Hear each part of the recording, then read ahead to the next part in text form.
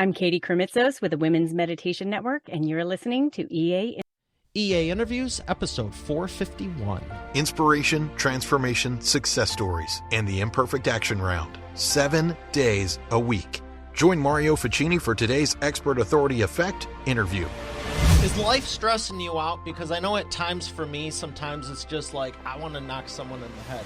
Honestly, more often than not. And I don't always voice that. You might think of like, oh, he's so nice and he's polite and all this. I have read a whole lot of books. My natural state isn't like that. So, especially with the way the world has been going, I have done a lot of stuff in the self-help realm. I've helped a lot of people with it too. And I've done some internal work, and I've done meditation, centering, all of this good stuff. And I believe you should too. And that's why I'm super excited to have Katie Krimitsos on today's episode, the host of the Women's Meditation Network. Because whether you have a business now, you're getting into business, or you probably have a successful one. I know you don't have a perfect life because I don't. And you've told me what it's like behind closed doors, and I'm sorry to hear a lot of it. But I'm glad there's people like Katie who are here to help you, and we're going to talk a lot more about it right after we thank our sponsor. Every business needs a book, including yours. And that's why I'm launching my new book to help you regardless of where you think your current writing abilities are. Visit eapublishingmethodbook.com today to learn the 7 steps to publish and promote your nonfiction lead and profit-generating business book in 8 weeks. Once again, that's eapublishingmethodbook.com. Here she is, ladies and gentlemen, the lovely Katie Krimitsos. Katie, how are you feeling today? I'm feeling good. How are you, Mario? Doing pretty good. All right, so, no, should I ask you that? Why did you want to start the show? Bring him over. Bring him on. Why did you want to start the show? Why did I want to start the Women's Meditation Network? Yes. Well, I started a podcast in 2014 that was a business show, very similar to this.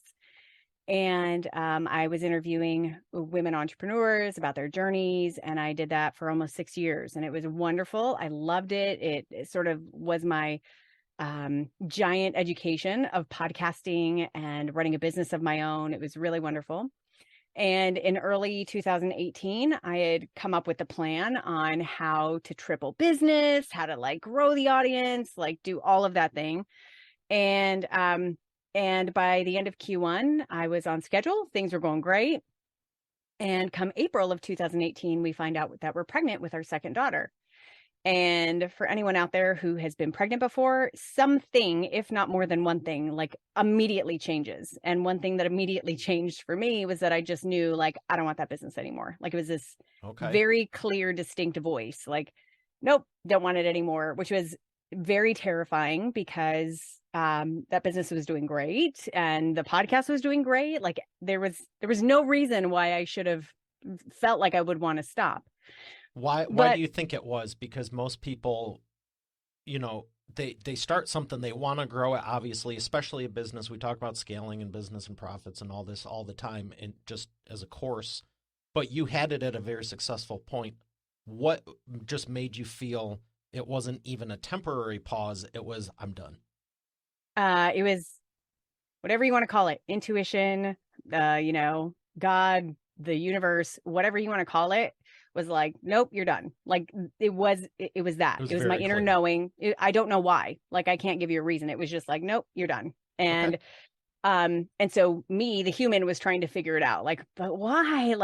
Is this really, am I self-sabotaging because am I really scared of growth? Just all of those things that we end up learning as entrepreneurs that we can do, of why that voice exists, or is that a false voice? So I spent some downtime, really just kind of getting quiet, going on walks with my husband a lot. And for the next couple of weeks, I just sort of sat in this giant unknowing of what, if this is not it, what am I supposed to be doing?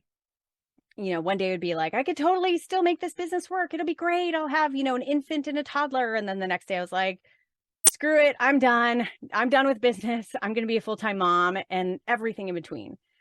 So at some point I started asking myself, like, if this isn't it, what am I doing? Like, why, what am I supposed to be doing? Why did I get this message? Right. And um, my husband just, we're on this walk and I'm talking things out. I've just, shared all of these diverging emotions about it. And there's this pause and he's like, what about that meditation idea? And I'm like, what about it? What he was referring to was months prior at sort of my annual planning, I'd come up with how to expand that company, how to expand that, business and podcast. And one of the many ideas that I had was creating a meditation podcast for women.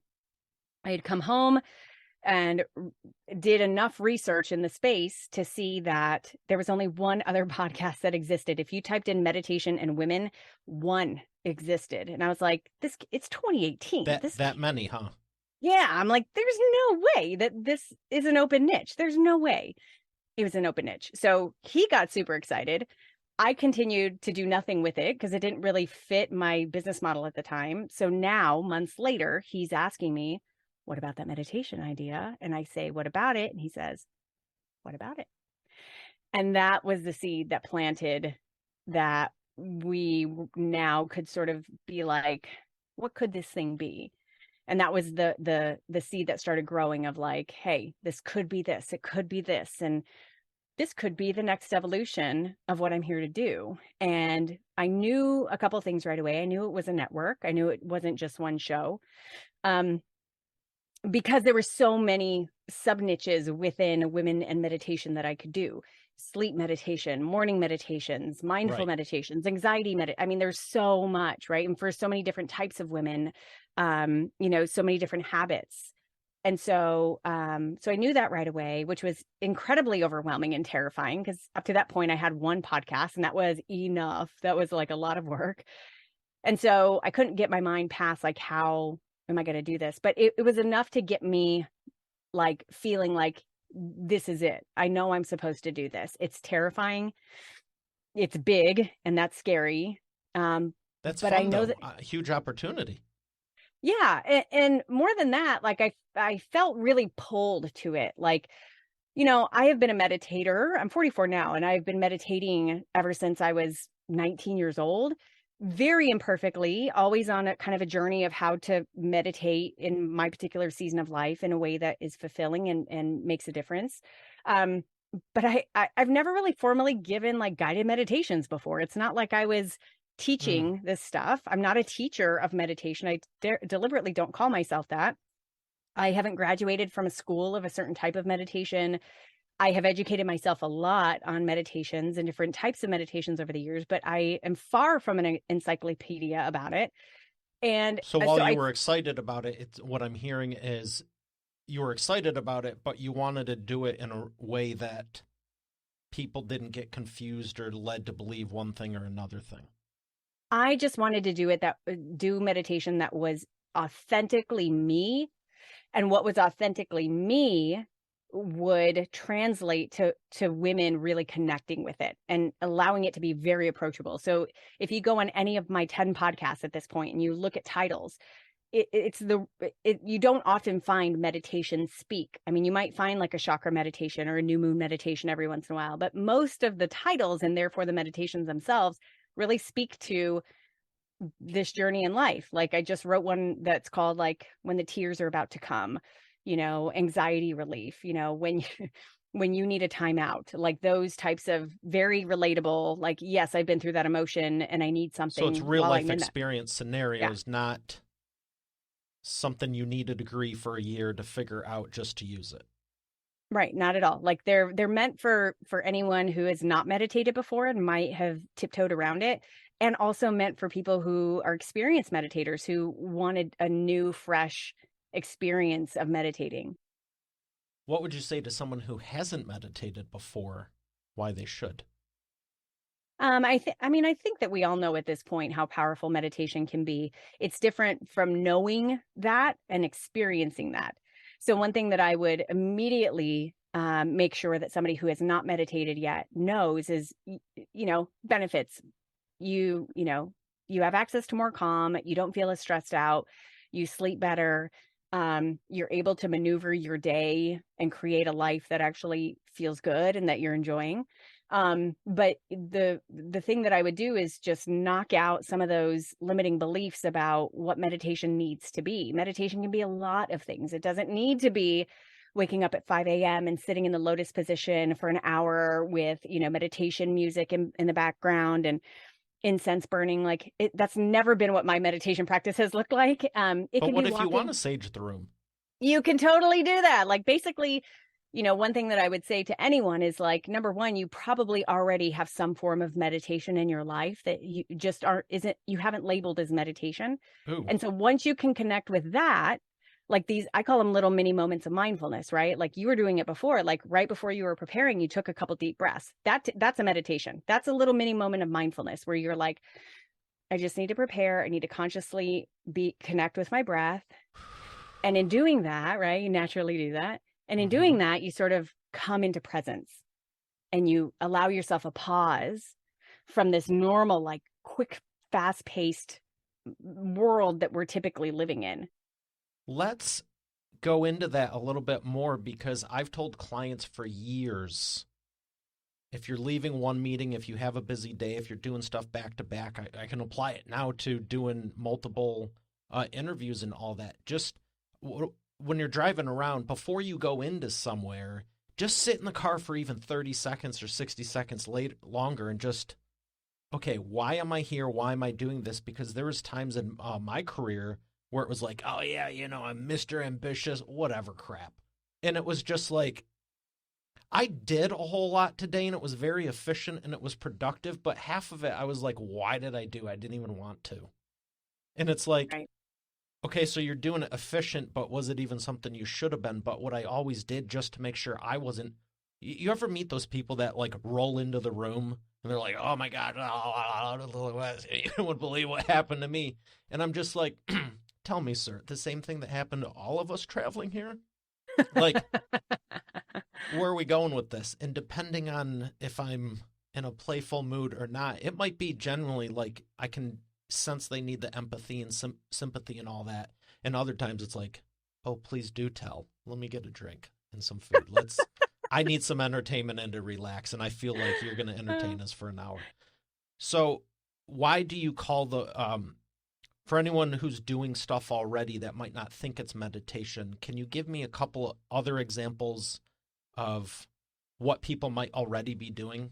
Yes. So these little mini moments of mindfulness. So a couple other very popular examples are going on walks, being around in nature. So that might be something like, hey, in between meetings, I just go out and I take a walk around my block. Many of us do that already, right? That's considered a meditation in the sense that you're pausing from everything and like choosing to mindfully kind of be out in the world, right?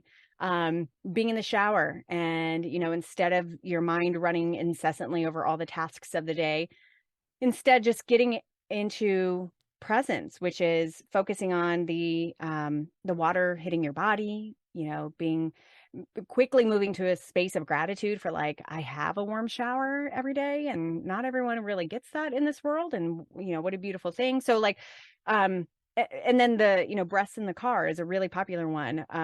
Just after you drop off your kids, like take 5 deep breaths in your car before you go inside and sort of approach the day. Another great one is exercising. Many of us athletes would describe our, workouts as very meditative. Gardening, doing dishes, like things that are very like mindless. I respectfully have to put the nix on the dishes, that and weed pulling. Well, only in the sense because it allows us to sort of separate from this highway of thoughts that is usually rolling, right? So we're so focused. Swimming? I mean, that's a workout, right? Absolutely. Okay. Swimming in particular, I'm a swimmer. So swimming in particular is really special in that it's actually forced, slow breathing. And if you're competitive swimming, obviously you're not breathing slow, but like it's a forced, regulated breathing, and that has an effect. Like if you've ever been scuba diving or snorkeling, like you naturally will calm down because you have to regulate your breath in a way because you can't breathe water, right? So you're naturally regulating your breath so that you're taking deeper breaths, so that you're holding your breath longer, so that you're coming up and recharging, going back down. And so, yes, all of these I think are pretty quote unquote normal activities that most of us are doing in some way. What if someone doesn't want to do it? We're talking about the benefits. I agree we should. You obviously agree. What I just hear someone chirping going, rat, rat, rat, rat. They don't want to do it. Then don't do it. I have Whoa. I have zero desire to force people into any activity that they don't want to do. That doesn't it I'm not going to convince them that no, I could show statistics, I could give case studies, and if there's still somebody who's going to be like, no way, that's not for me, fine, great, you do you. That's awesome. The only question that I would end with is, how are you able to access calm in stressful moments? And the answer, they usually have an answer. And so to me, that's like, great, you've got a tool that works. That's awesome. Is it a Great. good Use answer, or that. are they just rebutting with something they've heard before? I don't know. And it doesn't really matter to me. Like, I'm a big believer that everyone does what works for them. I have zero desire to convince people. That's not what I'm doing.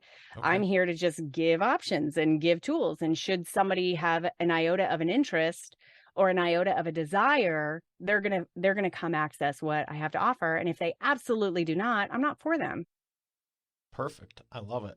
So if someone's already doing it, but they're only doing it a little bit, like maybe they do the thing in the car, they go on a walk with their significant other, husband, wife,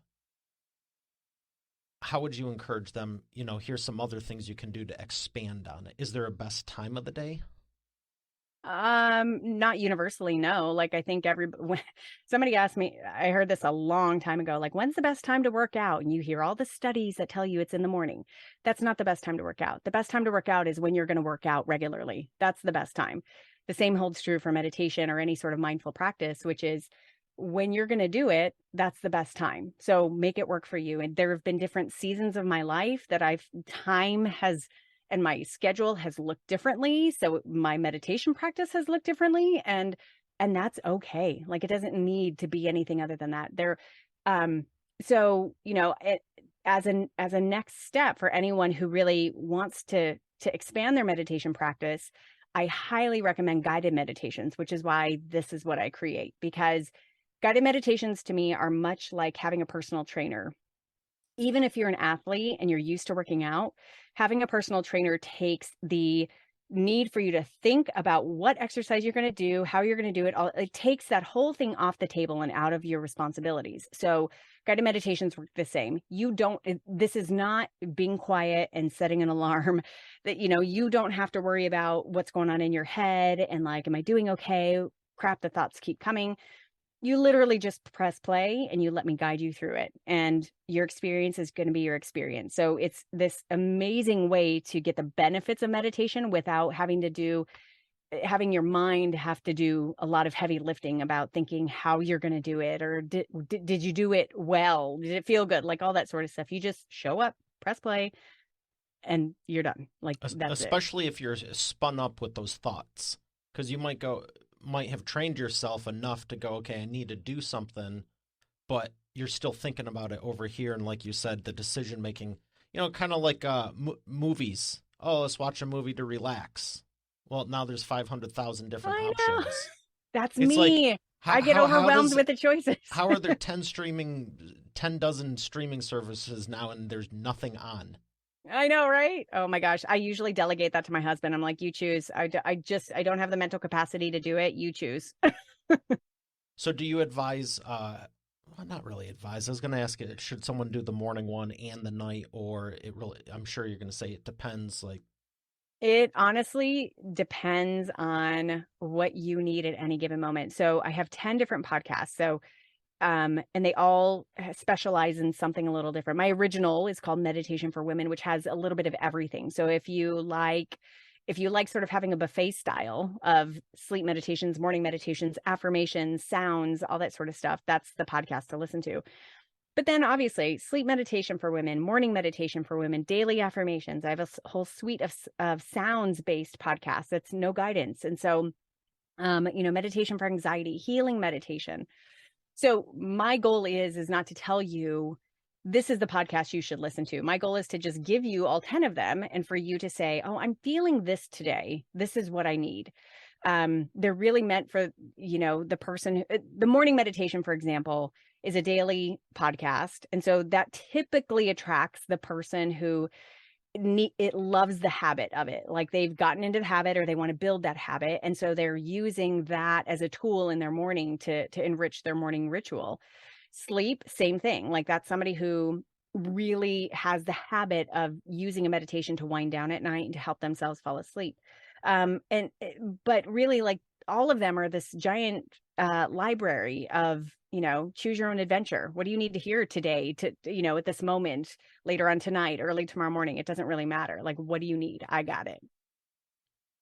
What would you say is one of your biggest success stories of someone that found you and then started implementing it, and then they actually told you down the road, hey, this has helped me so tremendously? I am grateful that I have a lot of those stories. Let's just keep it to your first 200-300.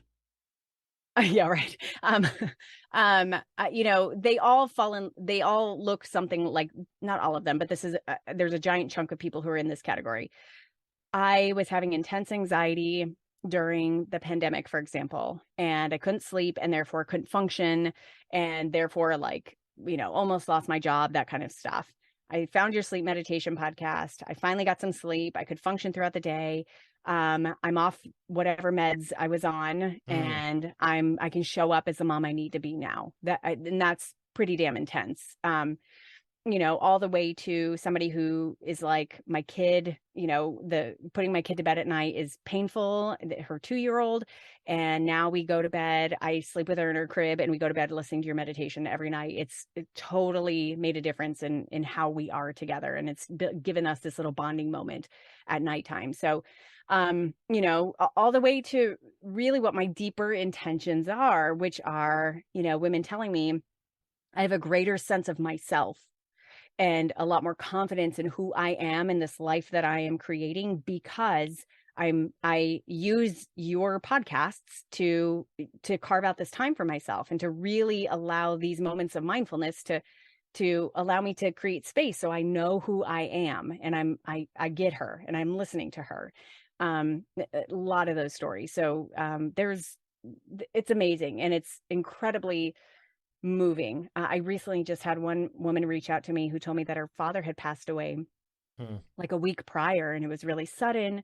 Do I have any meditations for grief? And I said, well, here's like 5 of them that are related in somehow, but I've actually never written that. I'll write it for you, and I'll give it back to you, and you can listen. And so, I give her a bunch. She says, thanks. I write and produce this beautiful, like, grief and healing sleep meditation. I give it to her, and I kind of forget about it. And like 2 months pass by, and she says, I finally had the nerve to listen to your meditation. I wasn't ready until now. Yeah. And I finally listened to it, and I was in tears, and it was incredibly cathartic. And it has helped me sort of move into another phase of this grieving journey. Thank you so much. Like, I'm like, like waterworks, like, okay. So I've been really, really grateful with the feedback, the impact, which is exactly the burning fire of why I do what I do. Yeah, I'm glad you were able to do that for her. I remember what it was like after I lost my dad, and it was like the next day you're not exactly like, okay, what am I supposed to be doing today? Yeah. It takes a minute. And then some, right? And I'm glad you have this resource available, because I think some people don't even realize there's no. I think there's a percentage. I was going to say there's people who don't realize there's stuff out there like this, like just help. But I think more of it is really what you said. She wasn't ready. A lot of people just have this, I feel the same way. I want to be available for someone if they need it. But at the same time, like you said, you can't force someone to help them with whatever it is if they're not ready for it. So how did you decide on just the women? Because I believe wholeheartedly men could benefit from this also, and men should be doing this. But why just the women was the focus? Yeah, that's 100% my personality and my desires of the work that I want to do. So it's completely personal. anyone can listen. I mean, like all of the podcast descriptions say like, this is for women and anyone who feels called to listen, because most of them are actually not gender specific. Like it is, minus the ones that are speaking to moms and, talking about women's, physical bodies and being in touch with them. And Yeah, it might help if you're a woman yeah, for that. when I'm talking about, anyway, so, so, but I would say 90% of my content is very universal, could absolutely be used by anyone. And the reason I make it for women is two reasons. Number one, because I have always been passionate about wanting to make an impact with women in the world. So it's just my personal desire. And that was married with the fact that there was a giant open niche that I was like, I'm going to contribute to this in a big way. And I can't believe I'm really going to be this first one here, really. And so it was a business decision. I was like, this is a niche and I can't believe it's not being filled, and I'm going to fill it. Good for you on the first part and smart on the second. Thank you. Yeah, I get a lot of pushback about that, by the way. You think Why? in the space of meditation and mindfulness, like, how in the world would I get hate, right? Like, and all of us podcasters, I think especially these days, are very aware of kind of the yucky darkness of hate that can be spewed upon any one of us about, not agreeing with what we're talking about. And I'm thinking like, oh, there's no way. Like mindfulness, like meditation, it's all about love. Like, how could anyone come at me? No. I get a lot of people coming at me for being sexist. How dare I make this just for women? Spiritual and mindful arena is supposed to be all loving and all embracing, and you are completely eliminating people, and that's not okay. And I'm like, okay. And at first, my first couple, I tried to argue back, like, it's called a niche, hi, and try to give my reasoning. Target demographic. Yeah. And at some point I was like, I'm never going to win this argument. It's not worth my time. So it's still there. Like I still get that hate, and that's okay. And I'm surprised by it still. Like, really? It doesn't make sense. I had no clue. It's not why I brought it up, but it's I feel tempted to make jokes because yeah, it's like calm, help people, love people. It's like, except you. And you and you and you go in the corner, you sit down, and you get the heck out of here. It's like if I were creating meditations for kids, which, I have done that before. And it's like, so what do you got against adults? Oh, exactly. I'm like, oh my God, go to the library of podcasts out there that have plenty of stuff. I am not here to be everything for everyone. And by the way, none of us can survive if we choose to do that. So like, no, I'm bye. Like, just done. That kind of stuff is like definitely where it's like, let's get some food and sit back and let's see where these two just end up. Let's be entertained. I call it bucket C, and I have a whole list of stuff from funny. life. And it's like ideas for a stand-up routine or movie scripts. Like, it's the stuff in movies that you're like, that's hilarious. But when you do it in real life, it's like, you're a jerk. It's like, no, yeah. I'm just filming it to document it. Yeah. Somewhat yeah. joking. So whatever. Yeah, it is what it is. Well, you're doing the right thing by helping the people. And it's so refreshing to hear, because I don't know if it's just in business, and I pride myself on bringing people onto the show and just knowing them that are helping people, because I think we'll flip it into business. There's so many people that really aren't out with a heart-centric spirituality. They're just, it's data, dollars, transactions, and it's like, you can still have a successful business and still care about people. Yeah. Yeah, very true. And you could have the opposite, actually. So in my arena, it is not the norm to be big in business in this arena.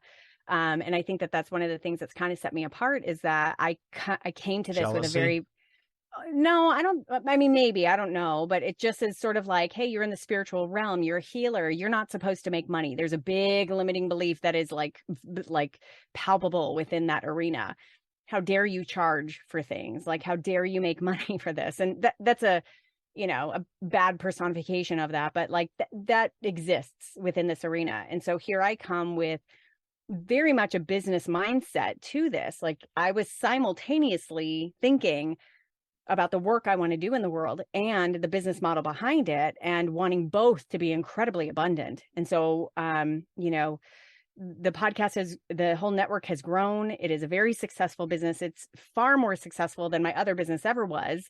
And I have no apologies about that. That feels really good to be Good able for to you. say, yeah, I'm in this mindfulness space. I'm in this meditation space.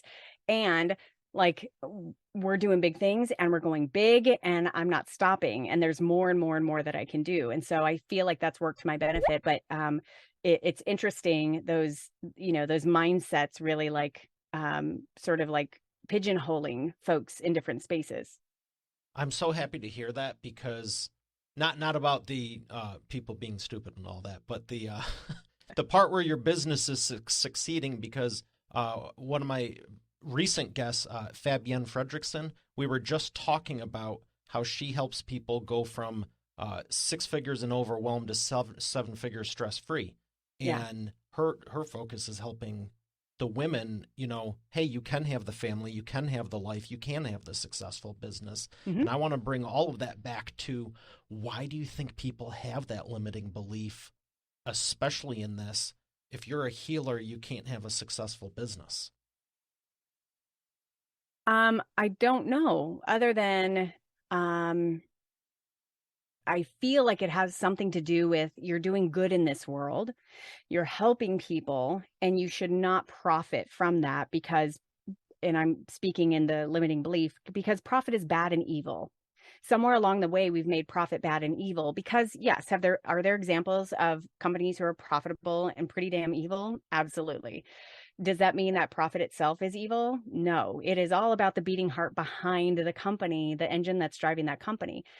If you are a good person, and you want to do good things in this world, when you have more money, you do more good things in this world. Your goodness gets accentuated. If you're a jerkhole and you have more money, that jerkholeness is going to get accentuated. I like to have made up words here. Um, that's all going to get accentuated. So money itself, profit itself is not evil, bad, or good. It is the person behind it and their intentions. Money is just this thing that then, aligns with that energy. So there's a lot of good I want to do in this world. And I am calling in the abundance so that I can do more and more of it with the profits that come in. So that's my intention. That's how I approach it. And that's a very different belief system. I grew up with the belief system. My parents didn't directly teach me this, but by kind of their example, what I was taught was that if you are rich, then that means that you obviously work too much and therefore you're not a good family person. These are never words that my parents would ever directly tell me, but just by their example and sort of how they moved in the world and what they were proud of and what they were not proud of. That's the message that I got. They are incredibly family centric, which is a beautiful thing. You work to live, you don't live to work. Like vacations are celebrated, and not that you hate your job, but like you just kind of do work that you love, but it's just to pay the bills and then to be together as a family, right? So if there was too much money, it obviously meant that you were working too much and therefore not around for your family. So I had a lot of this gunk come up when I first became a mom because my business already existed. And it was a lot, and especially in the Women's Meditation Network over the past couple of years, because my job as mom has accentuated. My job for this network to build it to what I want it to be has risen and grown. And so I had to really deal with those very directly. Like I can be a great mom who spends a lot of quality time with my kids, and I can grow a mega business that has 10 plus podcasts, 20 podcasts, 30, 100 podcasts as a part of this network. Um, that's generating really good revenue, that's hiring, and has 13 people that are a part of its business, like that are making it work. Like I've got a legit media company, and I refuse to believe that because of that I am less of a mom. Now I have had to do the work to make sure that I'm not making an either or thing here, like and I think that that's very conscious work. And I don't know if I think it takes being mindful of self and your self-talk and being aware of these limiting beliefs in order to then sidestep those or transcend those. Yeah, I like to say in business, also, it's not either or, it's and. Yeah. Yeah. Why is it we want to do this or that? To your point, well, I want to be successful and a mom. Yeah. And that's a lot of how my network has grown, which has been like walking on the beach with my husband going, I want this to grow, but I'm not willing to, I want to grow to a second podcast, for example. Back in 2020, I launched my second podcast. And I was like, I want this network to grow. It's ready to grow, but I know how much work that one podcast takes. And so Right. how I don't want to double that work. So much of our conversations, even now in, the launch schedule that we have for the new shows is very much, how is this sustainable? How is this not killing the golden goose? Because you can see the time extrapolated out over the next 2-3 years. If this grows 15% and this grows 20% times 5, 6, 7, 8. Yeah, exactly. And these are years like business I can always do over. I can't do over raising my kids. Yeah. And so that is the beating heart of the value system in my life. So everything revolves around that. So, but I'm also not willing to let up on the gas pedal here either. So that takes a lot of head work, a lot of heart work, and a lot of implementation and trial and error. So. Well, you're doing it, and it's exciting to see because I remember hearing about it early on and just watching you grow, and it's inspiring, honestly. Thank because you. Regardless of what someone starts a podcast for, I don't know the stats, but I'd have to say it's probably less than 20% turn it into a network, and let alone a thriving network, let alone continue it on and still continue to grow it. Yeah. Yeah. It's there aren't that many of us, but I think that the key, like this is what my version of success looks like, because this was my vision. But all of us have our own different version of success, right? Like, sure, my numbers are sexy and, the business model is awesome, but like, that's for me. Yeah. All of us have this own different version of what that might look like. And really what's behind it is like, am I fulfilled? This is a fun game that I get to play every day. And sometimes it's daunting and sometimes it's really frustrating. But most of the times I'm really enjoying myself, and it's fun and it's different and it's creative. And I'm constantly being challenged on how to do this, how to actually grow a company, how to grow a team, how to grow operations, how to get ready for all of these things, how to operationalize a lot of everything that we're doing, and how to still be the writer who's connecting on such an intimate level with the listener, right? So, but I love it. I love it. And there are so many people like me who don't have anything of what I have. Theirs looks very differently, and they're still saying that. I love it. I love it. And that to me is, and that's what's coming through. Yeah. And I think when people realize it's more about what do you want versus, okay, I need to copy what so-and-so's doing. Like, obviously, you're going to look at thought leaders and inspirational speakers and stuff and go, wow, I'd love to, get a ballpark idea because clearly they've done it and you can model it. But right. I think too many people just straight up go, I need to do everything to a T, especially in podcasting. Holy crap, if I see another show that says the such and such podcast, like really they're on Apple Podcast. You have to tell them it's a podcast, whole other thing. But you know what I mean? It's like, I love that you've made it yours, and it's shining. It's showing through. Everyone can feel it. So thank you. I have to ask you about this doodad. The wheel of whatever. Yellow. What do you got or black? for me, Wheel? Yellow. Well, I can ask you. I should track that. I feel like yellow always gets picked on more. It's sunshine. Yeah. I could ask you so many things because I designed that so I could basically ask whatever I want. Beautiful. I'm open. But I want to know, with all the stuff you give to everyone else, what is a dream? I don't want to say trip, but what would be a dream day? What would be a dream week for Katie that you haven't done yet? Yeah. I'm in planning mode for this, actually. I want to bring, for me, that looks like reunion with family.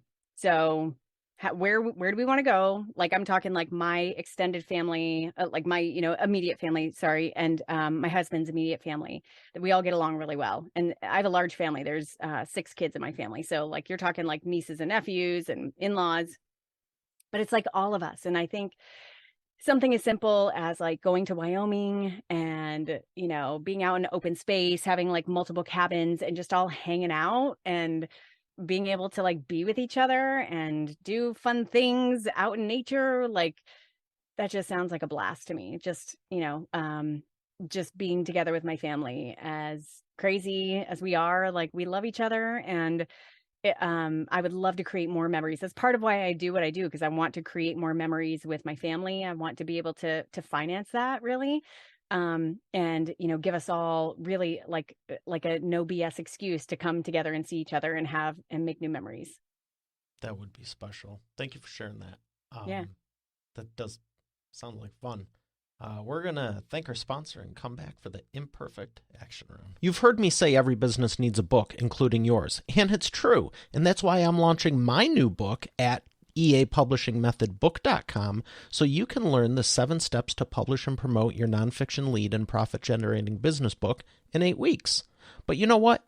Don't take my word for it. Take it from a few of my authors, like Lori. And I went from having an idea and a possibility to actually getting my book published. Or Catherine. Thank you for making my mom #1 best-selling author. Or Mary Alice. What he got done for me in 3 days regarding my book launch,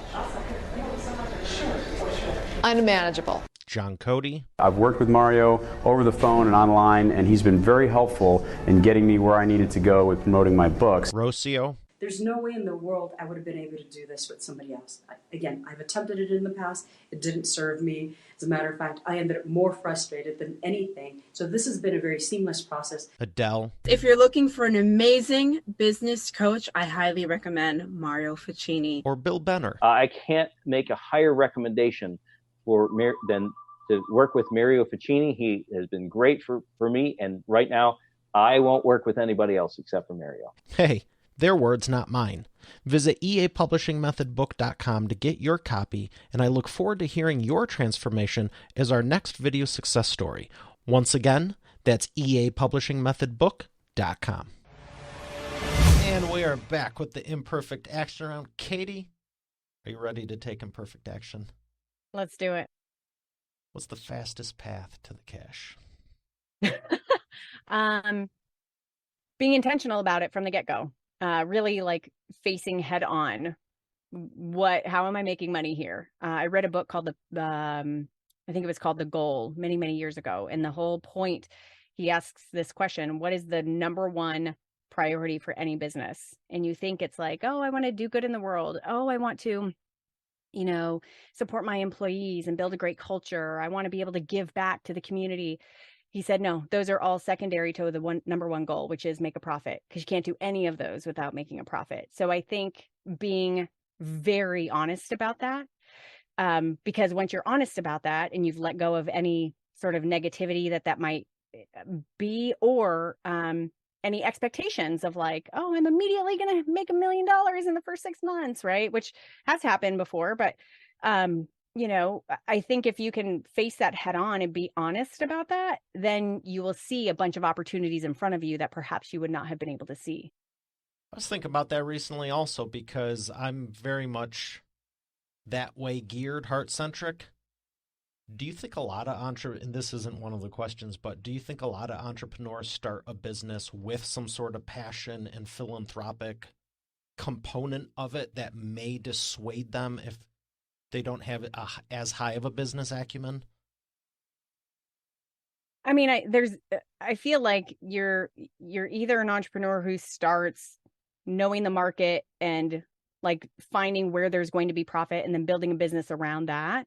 So that's one way of doing it. And then there's also, hey, I have a passion doing this. Let me start doing this. And then let me figure out the business model along the way. That was my first business. I definitely did that. And I feel like, yeah, like it's very easy to get burnt out if you don't at some point face the business model and say, how does this thing make money? And, how does it make good money? And how does it not only survive, but really thrive? And so it can lead to really early burnout for that stuff. Okay. Appreciate the insight on that. So many other questions. Number 2, what's the biggest problem you see your prospects making and the fastest way for them to fix it? My prospects, as in my listeners. I would just say like not coming to meditation sooner. Or fighting it. Yeah, or fighting it, or just not making time for it, not making it a priority. I think at some point, just like exercise, you really start to see like, oh, this is really a lifestyle. Like I really need to incorporate this somehow almost every day. And there needs to be some level of that. So I think that's the thing is like, the problem, the thing that they do is like, think that it has to be perfect. They think that it has to, look like something specific. And so they're not just showing up every day to press play. And so, that's how I fix it is like, I just give them the library and all I can do is make sure that that it's there. Excellent. And number 3, what's the best way to maximize customer lifetime value? Give phenomenal content. My mantra throughout this business has been high quality and high quantity. High quality and high quantity. We often think that those two things can't go together. But the vast majority, 80% of my podcasts are daily episodes. You want to talk about 10 podcasts, daily episodes. That's a crap ton of content. And so I want to make sure that all that content is super high quality and high quantity so I can get the benefit of that. So that's one, is just give phenomenal content. And then secondly, to be able to build relationship in a way that's appropriate for you.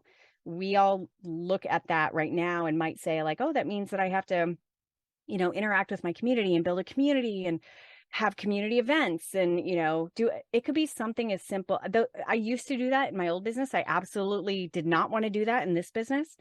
I wanted to be a little bit more, separated in that, because that was a lot of energy and attention. And it's not that it's bad. It just wasn't for me in this next phase of my life.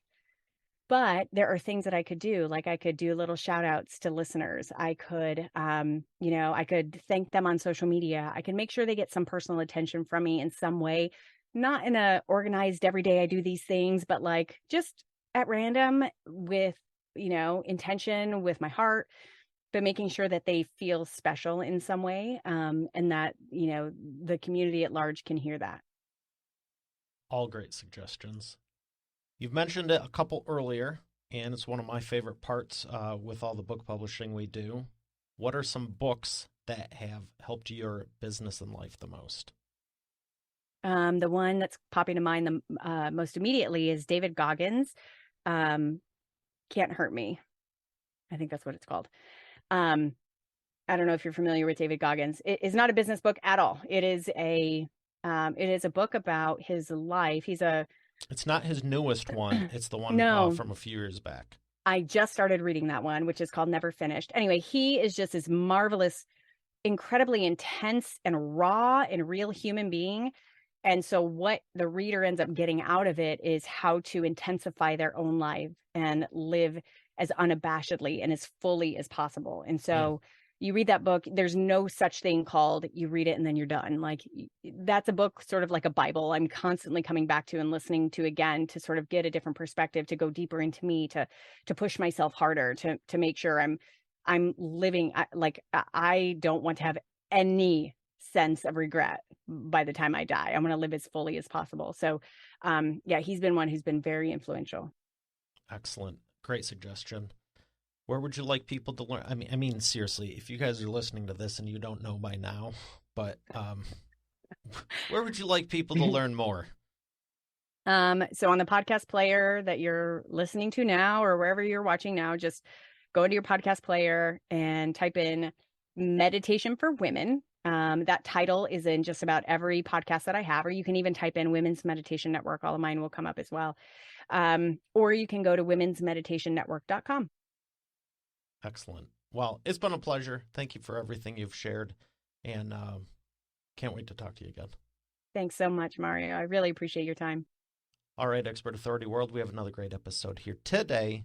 I'll see you on the next one. Have a great day, and God bless.